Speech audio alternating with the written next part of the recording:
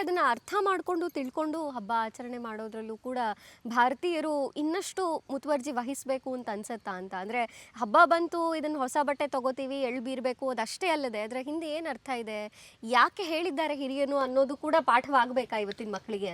ನನಗೆ ಹೌದು, ತಾವು ಹೇಳಿದ ನಿಜ. ಇದು ನಿಜವಾಗಿಯೂ ಮುಂದಿನ ಪೀಳಿಗೆಗೆ ತಲುಪಬೇಕು, ಅರ್ಥ ಆಗಬೇಕು. ಆದರೆ ಒಂದು ಮಂಜರಿಯವರೇ ನಾನು ಹೇಳಬೇಕು, ಬಹಳ ದಿನಗಳಿಂದ ಗಮನಿಸಿದ್ದೀನಿ, ಇತ್ತೀಚೆಗೆ ಭಾರತೀಯ ಸಂಸ್ಕೃತಿಯ ಒಂದು ಪುನರುತ್ಥಾನ ಆಗ್ತಾ ಇದೆ, ರಿನಾಯನ್ಸೆನ್ಸ್ ಆಗ್ತಾ ಇದೆ.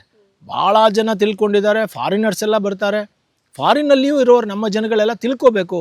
ಆಮೇಲೆ ನಮ್ಮ ದೇಶದ್ದೆಲ್ಲ ಮೌಢ್ಯ ಅಂತ ಕರಿತಿದ್ರಲ್ಲ ಹಿಂದೆ, ಇಲ್ಲ ನಮ್ಮ ದೇಶದಲ್ಲೆಲ್ಲ ಎಲ್ಲವೂ ವೈಜ್ಞಾನಿಕ ಅನ್ನೋದು ಜನಕ್ಕೆ ಅರ್ಥ ಆಗ್ತಾ ಇದೆ. ಆದ್ದರಿಂದ ಜನಗಳು ಇವಾಗ ಭಾಳ ಪ್ರೀತಿಯಿಂದ ಭಾರತೀಯ ಸಂಸ್ಕೃತಿಯನ್ನು ಭಾಳ ಇಷ್ಟಪಟ್ಟು ಮಾಡ್ತಾ ಇದ್ದಾರೆ.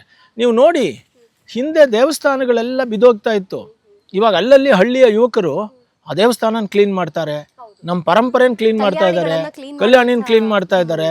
ಅಂದರೆ ಅವ್ರಿಗೆಲ್ಲ ಗೊತ್ತಾಗ್ಬಿಟ್ಟಿದೆ ಇವಾಗ ನಮ್ಮ ದೇಶ ಎಷ್ಟು ಸಮೃದ್ಧಿಯಿಂದ ಕೂಡಿತ್ತು, ಅದನ್ನು ಹೇಗೆ ಬ್ರಿಟಿಷರು ದೋಚಿದ್ರು, ಬೇರೆಯವರು ಬಂದು ಹೇಗೆ ನಮ್ಮನ್ನು ಮೌಢ್ಯ ಅಂತ ಕರೆದುಬಿಟ್ಟು ನಮ್ಮ ಒಳ್ಳೆಯ ಪದ್ಧತಿಗಳನ್ನೆಲ್ಲ ನಾಶ ಮಾಡಿಬಿಟ್ರು ಅನ್ನೋದು ಗೊತ್ತಾಗಿದೆ.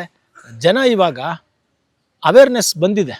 ಇನ್ನಷ್ಟು ಬಂದರೆ ನಮ್ಮ ದೇಶ ಈಗಾಗಲೇ ತಮಗೆಲ್ಲ ಗೊತ್ತಿದೆ, GDPನಲ್ಲಿ 8.4% ಈ ಸಲ ನಮ್ಮ 4ನೇ ಆರ್ಥಿಕತೆ ಇದೆ, ನಾವು ಮೊದಲನೇ ಆರ್ಥಿಕತೆಗೆ ಹೋಗ್ತೀವಿ. ಕರೆಕ್ಟ್. ಇತಿಹಾಸ ತಜ್ಞರು ತಾವಾಗಿರೋದ್ರಿಂದ ಇವತ್ತಿನ ಮಕ್ಕಳಿಗೆ ಇತಿಹಾಸದ ಅರಿವು ಮೂಡಿಸಿ ಆಮೇಲೆ ಹಬ್ಬ ಮಾಡೋಕೆ ಹೇಳ್ಬೇಕಾ ಅಂತ? ಹೌದು, ಇತಿಹಾಸ ಮೊದಲು ಹೇಳ್ಕೊಡ್ಲೇಬೇಕು ಪ್ರತಿಯೊಬ್ಬರಿಗೂ.